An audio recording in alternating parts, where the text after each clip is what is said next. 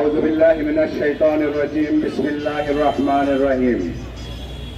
ভাসানী জনশক্তি পার্টি কর্তৃক আয়োজিত মার্কিন এবং ইসরায়েল কর্তৃক ইরানে বর্বরোচিত হামলার প্রতিবাদে আজকের এই বিক্ষোভ শেষে এই সমাবেশে সভাপতিত্ব করছেন ভাসানী জনশক্তি পার্টির সংগ্রামী চেয়ারম্যান, ৭১-এর রণাঙ্গনের বীর মুক্তিযোদ্ধা, ২৪-এর গণ অভ্যুত্থানের মহানায়ক বীর মুক্তিযোদ্ধা শেখ রফিকুল ইসলাম বাবলু আজকের এই সমাবেশে সংহতি প্রকাশ করার জন্য উপস্থিত হয়েছেন। বাংলাদেশ জাসদের সংগ্রামী সাধারণ সম্পাদক সাবেক এমপি নাজমুল হক প্রধান, বাংলাদেশ স্বাধীনতা পার্টির সাধারণ সম্পাদক ফয়েজ ভাই সহ ভাসানী জনশক্তি পার্টির প্রেসিডিয়াম সদস্যবৃন্দ, যুগ্ম সদস্যবৃন্দ এবং কেন্দ্রীয় নেতৃবৃন্দ, সাংবাদিক বন্ধুরা, গোয়েন্দা থেকে শুরু করে রাষ্ট্রের বিভিন্ন অঙ্গের বন্ধুরা, আসসালামু আলাইকুম রহমতুল্লাহ এবং শুভেচ্ছা।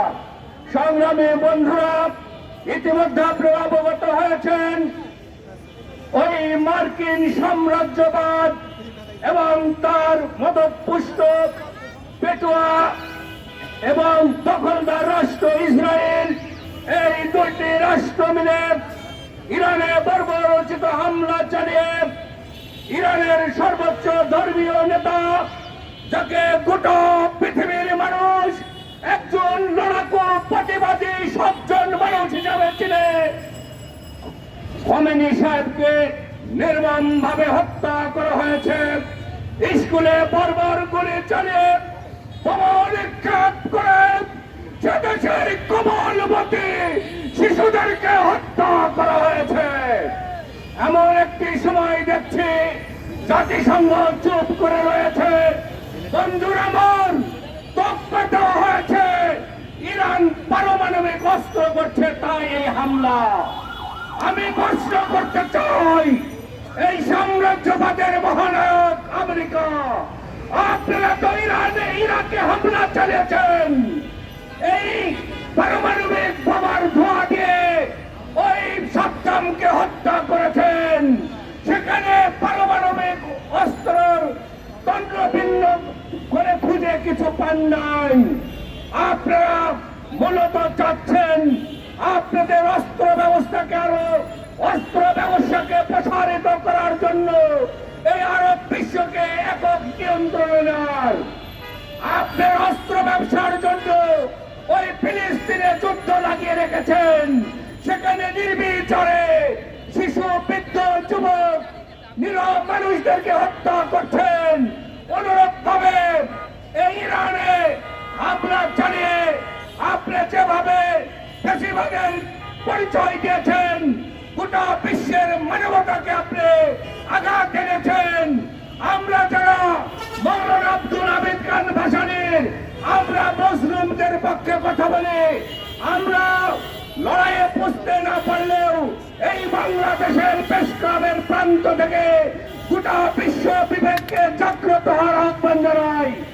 আমরা বলতে চাই, আজকে যারা বিশ্বের বিবেক, তারা নেমে আসুন, তারা আন্দোলন করে তুলুন, এই সাম্রাজ্যবাদ আমেরিকার বিরুদ্ধে রুখে দাঁড়ান।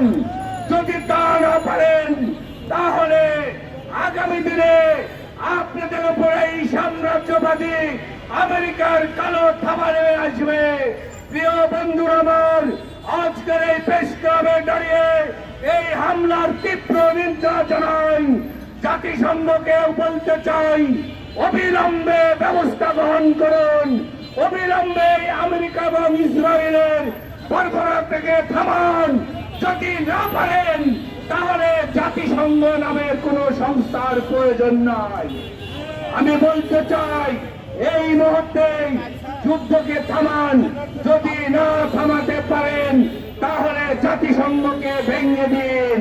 প্রিয় সাথী বন্ধুগণ, যারা এই আমেরিকার বিরুদ্ধে নিপীড়িত নির্যাতিত দেশগুলো রয়েছে, তাদের আমাদেরকে ঐক্যবদ্ধ হয়ে আমেরিকার বিরুদ্ধে রুখে দাঁড়ানোর আহ্বান জানিয়েই আমি আমার বক্তব্য শেষ করছি। সবাইকে সংগ্রামী শুভেচ্ছা এবং অভিনন্দন। আগামী দিনে যে কোনো আন্দোলন সংগ্রামে ফ্যাসিবাদের বিরুদ্ধে মুসলিমদের পক্ষে আমরা মাঠে নামবো। আপনাদেরকে আহ্বান জানিয়েই আমি আমার বক্তব্য শেষ করছি। আসসালামু আলাইকুম ওয়া রাহমাতুল্লাহ।